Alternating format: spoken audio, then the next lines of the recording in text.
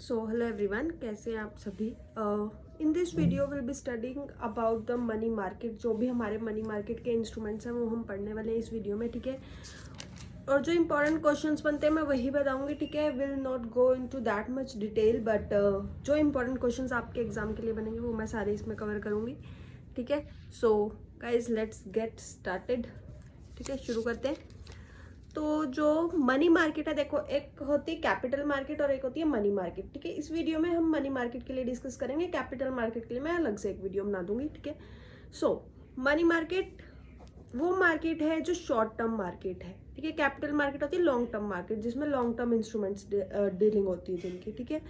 सो regulate कौन करता है मनी मार्केट को या फिर शॉर्ट टर्म मार्केट को? आरबीआई। फर्स्ट क्वेश्चन तो ये बनता है, ठीक है।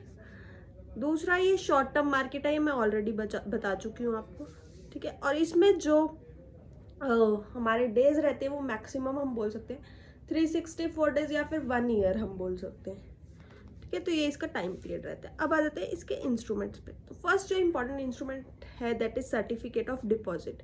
सर्टिफिकेट ऑफ डिपॉजिट क्या होता है? सबसे पहले बैंक्स इशू करते हैं, बैंक्स या फिर जितने भी फाइनेंशियल इंस्टीट्यूशंस हैं, they have the right to issue certificate of deposits, ठीक है।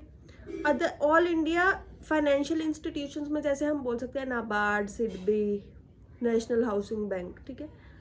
तो अब बात आती है इंट्रोड्यूस कब हुआ था, ये क्वेश्चन भी आता है। तो आप बोल सकते हैं 1989 में इंट्रोड्यूस हुआ था, ठीक है। और बैंक्स और ऑल इंडिया फाइनेंशियल इंस्टीट्यूशंस ऐसे इशू कर सकते हैं।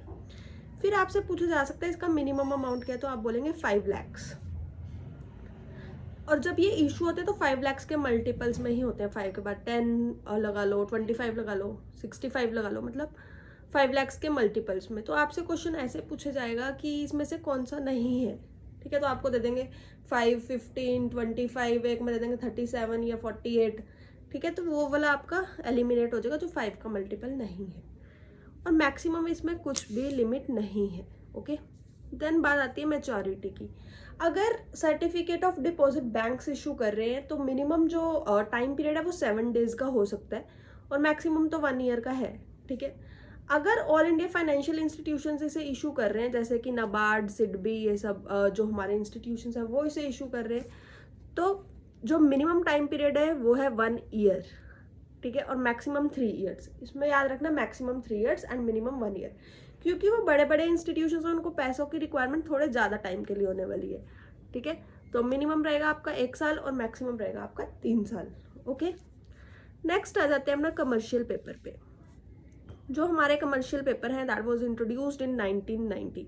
अब कमर्शियल पेपर कौन कौन इशू कर सकता है? जैसे सर्टिफिकेट ऑफ डिपॉजिट था, बैंक्स थे, फाइनेंशियल इंस्टीट्यूशंस थे। इसमें आ जाती हैं कंपनीज, कॉर्पोरेट्स या फिर इंडस्ट्रीज। बड़ी बड़ी जो इंडस्ट्रीज हैं, कंपनीज हैं, वो पैसा, अगर उनको पैसा चाहिए वो कैसे बोरो करेंगी? Through commercial paper, okay.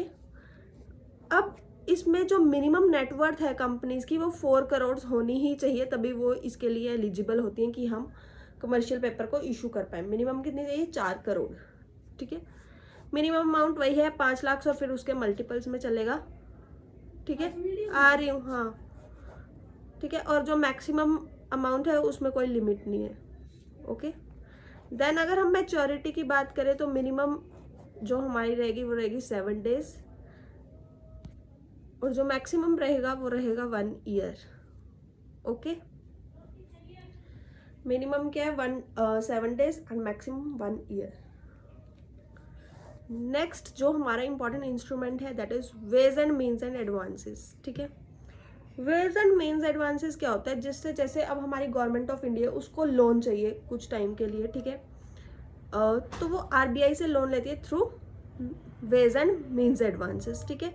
अब सेंट्रल गवर्नमेंट भी ले सकती है, स्टेट गवर्नमेंट भी ले सकती है। ये आपने बहुत बार न्यूज़ में भी पढ़ा होगा, बहुत बार करंट अफेयर्स में आता है वेज एंड मीन्स एडवांसेस, ठीक है। तो जो इसका इंटरेस्ट रेट होता है, जैसे अब गवर्नमेंट ऑफ इंडिया ने आरबीआई से ले लिया, ठीक है, तो वो इंटरेस्ट रेट कितना देगी? Is equals to repo rate, ठीक है। जो भी रेपो रेट हमारा इस टाइम पे चल रहा होगा उसके अकॉर्डिंग इंटरेस्ट लगेगा। और मैक्सिमम इस टाइम कितने टाइम के लिए ले सकते हैं? इसमें 90 days। याद रखना ये काफ़ी इंपॉर्टेंट चीज़ें हैं, ठीक है। इंपॉर्टेंट ही मैंने बताई आपको, तो रहेगा 90 days, ठीक है, मैक्सिमम। अब देखो, जैसे ओवरड्राफ्ट आ जाता है। नेक्स्ट ओवरड्राफ्ट मतलब जैसे देखो अब हमने वेज एंड मीन्स एडवांसेस में लिया था, ठीक है। वो हम 90 डेज में पूरा नहीं कर पाए, फिर से हम RBI गवर्नमेंट ऑफ इंडिया से लेगी, ठीक है। ये कितने टाइम के लिए होगा? जस्ट फॉर 10 डेज, ठीक है। अब इस पे इंटरेस्ट रेट क्या लगेगा? रेपो रेट तो लगेगा ही लगेगा, ठीक है, जो उसमें था, प्लस 2% एक्स्ट्रा लगेगा, ठीक है। तो ये 2% एक्स्ट्रा क्यों लग रहा है? क्योंकि ये ओवरड्राफ्ट है, आप 90 डेज में पे नहीं कर पाए, ठीक है, इसीलिए ये ओवरड्राफ्ट आपका लग रहा है। मतलब ये 2% का इंटरेस्ट रेट चल रहा है, ठीक है, समझ में आ गया। नेक्स्ट आता है ट्रेजरी बिल्स। ट्रेजरी बिल्स कब इंट्रोड्यूस हुए थे? 1917 में, ठीक है। ये कौन इशू करता है? Government of India.